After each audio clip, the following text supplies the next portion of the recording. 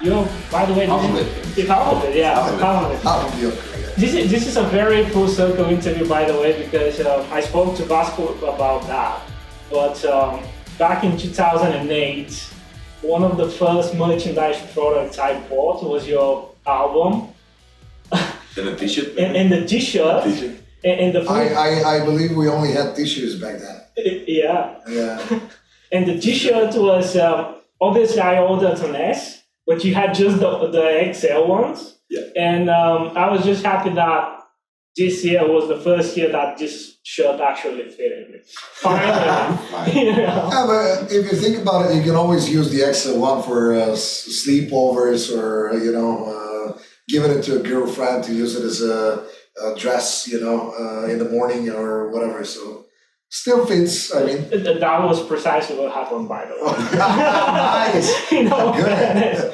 That was precisely what happened. And, I guess it's wild for me, and I guess it's even wilder for you to just in retrospective to perceive that you've been around for such a long time. And how would you describe your journey from then to now? We cannot. We don't have that much time. Yeah. We cannot. But long story short, really fun. It's real fun. Yeah, and a lot of people ask us about what is it like to be for so many years together and whatnot, but we don't feel it this way. I mean, it's everything we do is another step that we take in it. We don't actually realize that it's been almost 24 years now. So it's just, it feels like we started tomorrow. We count them. Yeah, well, I mean, people remind us from time to time, make us remember that you're that years old. Remember that. Yeah, but we're not old. Yeah. You're not. No. So just the band is old. Yeah. I mean, as far as I know, you've known each other from your childhood, right? From school. Yeah, exactly. Tell me about the process when you met each other and when you decided to do a band together and all of that stuff. Like, how did this happen? I don't think that there was a decision about making a band. Yeah. There will be a band. Who want to be in a band. Yeah. And pretty much everybody want to be in a band. I met Vasco, our guitar player, when we were 3 years of age. I moved to this new neighborhood, and he lived next door. And since we were kids, we were riding bikes together when we were 3 years of age. So at some point, we were thinking about playing some music and trying musical instruments. He already knew some chords on guitar, and I was supposed to play the guitar, but then he decided that we already have a guitar player, so maybe you should try another instrument so we can, expand the band. And then when we were 9 or 10 years of age, Martin was moved from his class to Vasco's class, and he was supposed to play the drums, but we couldn't afford drums and we couldn't find any to use. So one day he was sitting in the schoolyard, and I was going to school, and he said, this neighbor of mine, he has this old bass guitar, and my father has this old bass amp. I cannot find drums, but maybe I can be the bass player. And I said, cool with me. So it's okay. So just ask the other guy, and ask the other Vasco, and if he's okay. And I believe that the same afternoon, Martin took his first bass lesson from our guitar player's father, who used to play the guitar, but he started teaching him how to use the stringers on the fretboard. So not to look like E.T. Yeah, of course. Yeah, I was using only those two. So that's when Martin decided to become the bass player, and some years later we met Bonzi. Well, but that's the same success. I could be saying playing on saxophone. You will be okay, perfect. I was supposed to play the saxophone. That was my first pick of choice. Yeah, I said, okay, I'm gonna play the saxophone then. But we couldn't find a saxophone, and so I started playing keyboards. Life moves. And how I became a singer was when we were practicing one day. The three of us before Bonzi. They said you're gonna sing because you have the weirdest voice from all three of us. So I said, why am I supposed to sing? You're gonna sing. So that's when I became the singer of the band also. It seems you've been practicing the democracy from the early stages. There was no democracy. There was no second opinion about it. We didn't know what we were practicing. I mean, we were, We were fooling having around. fun. We were fooling around. And having fun. Okay, what was the first song you've practiced in your like, hey, this is happening, like we actually... He's gonna tell you. First one. Was it Paranoid? Yes. Nice. I think it was Paranoid. Yeah. Nice. Like 7 Paranoid. Yeah, This was the first song that I knew. Yeah, because that was the first song that he could learn with gang, gang. With those two fingers. Full circle. Full circle. So yeah, Paranoid, exactly. Yeah. That's a good start, I guess. Although me and Vasco, before meeting Martin and Bonzi, we were also doing original songs. Yeah, we had let's say 5-6 songs that we were writing down, in Bulgarian actually, back in the day. And but Paranoid was the first band practice that we did together. The first song that we did together. Yeah. Nice. Like back then, did you have any inspirations to achieve something and be like, hey, we want to be this big band to play in front of? Yeah, we always still want to be like Black Sabbath. Like We still everyone want to be else. like Black Sabbath and Led Zeppelin. Yeah. And Kansas, Rush, Jet Metal, and The list goes. yeah, the list is endless. That's nice. Jethro Tull, you say. Did you have inspirations for the flute as well? No, I didn't. But it's a weird thing. Our guitar player's father was teaching us everything about Black Sabbath and Led Zeppelin and Kansas and whatnot. And Nazareth. his how's it called? I don't know the relations. His cousin. His cousin, let's say. His cousin was the guy that was teaching us all the weird stuff about the Van der Graaf generator and Frank Zappa. I don't know, whatever. So we were brought into the music world with a huge amount of things to think about. Like, how do they do this shit? And it's a lot. It's a lot, yeah. Rush has 20 plus albums. Let's not count the Frank Zappa's albums. Oh, geez. 87. That's an Exactly. interesting fact there. 87. I'm really impressed with that. Don't ask me why I know it. You know that I'll need to ask you that. Yeah. I just know it. Nice. Obviously, throughout your professional career, you've released quite a few albums right now, and I know it's a trivial thing to say, but obviously with every album, and correct me if I'm wrong, but it seems that you're really concentrated on the process of reinventing your sound and trying new things and not, sticking to the same sort of formula. And I particularly hear it now, obviously that's my personal opinion, but with Dark Matters and everything that you've released so far with it, it seems it's such a, mature development. And I know this is an overused word, but it's normal. Well, with every album, we try to push ourselves. Yeah. Because if you don't push yourself, you will going backwards. Yeah. Not forward. And the thing is that who said that music has to stay the same all the time? It's I really like this Jamie Ebersole guy who said, music is not meant to be complicated. People are. So we got some people. I would hate myself to stick at the same riffing or arrangement over and over through the years. If we were an AC/DC, I would love to do that. Okay. No, we are now. So we're not AC/DC. We can name, let's say, 5 bands that have managed to do this. Okay. Yeah. ZZ Top. We are not one of them. We're not one of them. I mean, the music that we loved and the bands that we loved never stayed the same, except for the names that we just said. And because we love AC/DC and ZZ Top, and of course, but it's you need to be. you have to not love it. And you have to be built this way, I think. And for us, it was always reinventing because we were learning.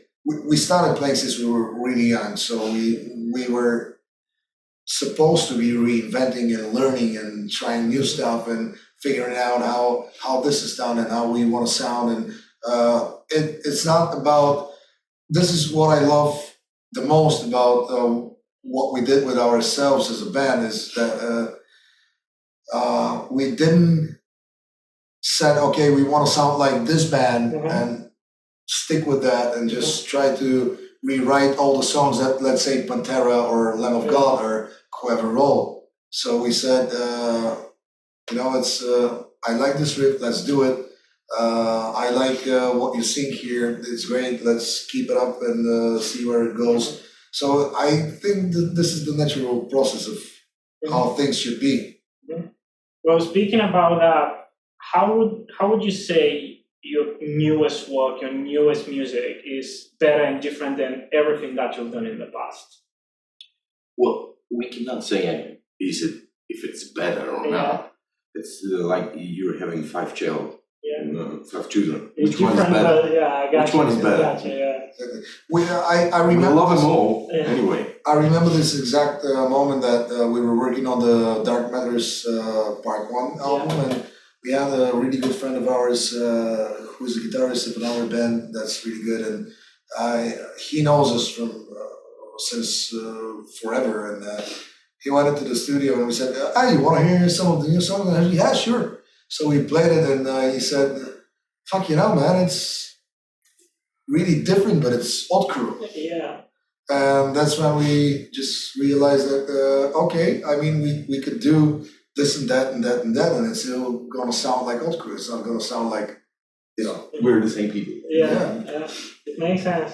I mean, from everything that I've heard from the new music and so on, it seems as very emotionally induced. It's obviously that there's a lot of passion. It's supposed to be. Yeah. That's what the idea. This is what art is about. Exactly. I mean, it's supposed to be, and I'm glad to hear it because it means that we've job's done. Yeah, it's accomplished. It's very funny because many people would say, the metal is that it's softer in terms of sound and stuff like that. But for me, it's actually so much heavier because it's so emotionally induced with, it's you literally can feel it's that. It's heavy in a different way. Exactly. In an emotional way. Exactly. It's like the previous ones, they were also heavy. Yeah. But they have a lot of wildness in them. Yeah.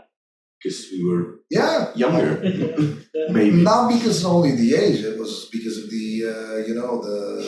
This was we were discovering music, and this was the period that we realized that we like this thing, and it inspires us. So we were in this stage. Let's do something around this area. Then 5 years later, you decide that this other thing inspires you, so you decide to go that way. The best part is never did a decision about it. Yeah, it just happened this way. That's the greatest thing. Yeah. That was actually my next question, by the way. Was it planned or was it just natural? No. It just happened. Never was and never will. Yeah. Probably never will. Never will be. We don't know a different way of making music. The only way we make music is like, hey guys, listen to that. I have this new riff, and I go, cool, man. Let's see where it goes. What would you say at this stage is, the aspect of life that mostly influences you to create music? What inspires you the most at this particular moment? The life itself. Yeah, definitely. Everything around us. And I would say the good and the bad thing. The more years go by in our relationship because we're not just a band, we're like brothers, and it's a huge family. So I believe the more we see what's going on around us, the more we realize how connected are we to one another, and this kind of brings you into thinking about what life is all about and whatnot. So I don't want to get too philosophical about it because I know it's boring, but that's how it is. I believe that's another engine that drives the things in our band in general. Yeah. Nice. I mean, you've been, as you already established, a band for quite a while. Be careful with that word. Yeah, I'm not saying you're old. and just saying that you've been around for a while. Like Bruce Dickinson, we're not old, we're ancient. We're ancient. We're not there yet. Not there yet. Yeah, but you've obviously been doing that for quite a while, and we know that especially when it comes to such an abstract thing as music and art, and it's very, sometimes it's very difficult to find the emotion and the motivation to create, and sometimes it's difficult to find that. It's not difficult. This is the only thing that keeps us alive. So it's not difficult. That's a good point. I mean, if you think about the technical stuff that goes around everything that you have to do to be there and to play and to perform and to write music and to produce music and to release music and to shoot videos, and you're just gonna go insane. So you either like it or do it, you either don't. That's the choice. So we choose to do it. Have you ever had a moment where you weren't sure whether you want to continue with music? Never. No. It's a drug. We're junkies. We need the music to keep going. Never. As I said, we were together since we were like really young, and at some point when we were also really young, we decided that this is what we want to do, and this is how we want our lives to go on. So it was never a question. No. Nice. And what would you say at this stage is the thing that you want to achieve with your music? Obviously, I guess that the process itself of expressing yourself is the most important thing, but do you have anything else particular in mind? So, getting connected to more people. That's it. This is the main idea. Yeah. Well, we love being on stage and being in front of more and more and more people. That's it's more and more and more fun. It's a great drive, yeah. But if you ask us if we have a plan to become like the biggest band in the universe or whatever, never. No, we don't have it. We're, I like to say it like this, to put it like this. Yeah. We're like a mad dog. We see a car, we just run after it. We don't think that far away. Okay, what would you say is the most difficult and the most pleasant situations from your career as a group? Oh, well, I can definitely say which is the most pleasant one. Yeah. Where can I start?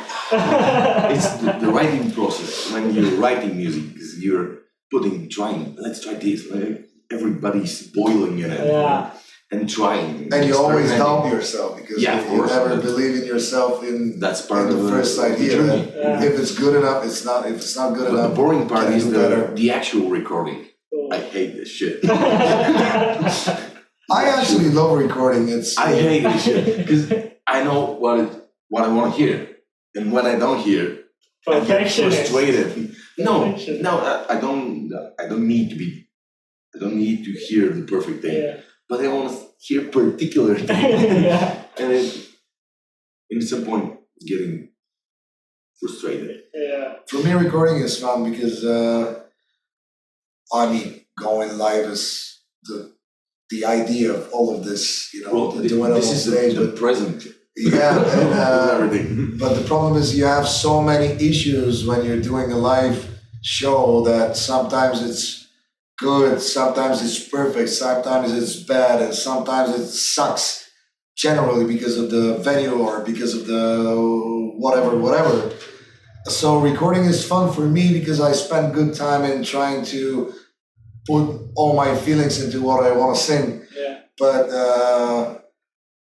difficult and fun goes hand by hand. I can go on with stories. I mean, I will just say winter, Bosnia,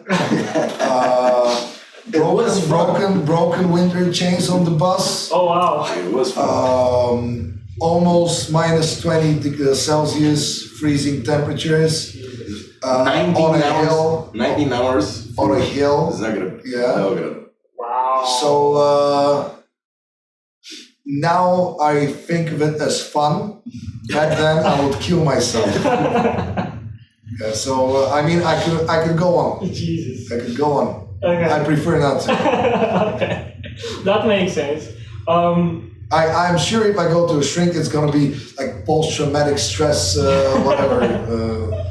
No. Okay, what's okay? Let's try another angle. What's the most surreal situation that you've experienced as a band? Let me start. Okay. Your turn. No, I don't know. It's so many weird stories that we've. I don't know. Can you think of something like really surreal? Well, the fact that we were about to play the. I mean, they're all so freaking idiotic from time to time that you just kind of get used to it, and you never think of it as extremely surreal. idiotic, but it was fun. Yeah. So like this in Bosnia, what Mostar? Mostar, yeah. Oh, yeah. We were playing in that place. Like, I mean, imagine that exactly. you're playing here. Here. This is the stage. Oh, wow. And we didn't know. We had the booking agent that booked the show, and he didn't show up. no, we said we were going to the greatest venue in Mostar, and we didn't know where Mostar was because it was our first time there. Yeah. We just entered there and we sat and said, okay. But we did, at the end, we didn't have a lot of fun. Yeah, But it was surreal. Yeah, it's just ain't gonna happen, man. Physically ain't gonna happen. But somehow, I don't know, there was some force that kind of widened the venue at some point, space and time probably. And we managed to fit in. We did I mean, it was awesome that there was like 60 people for the show. It was fully packed. We ended up having one of those crazy nights afterwards, especially, and we still love the show. And we even had friends that traveled to Mostar and said, "Hey, the owner of the club says hi." Warm and sweaty.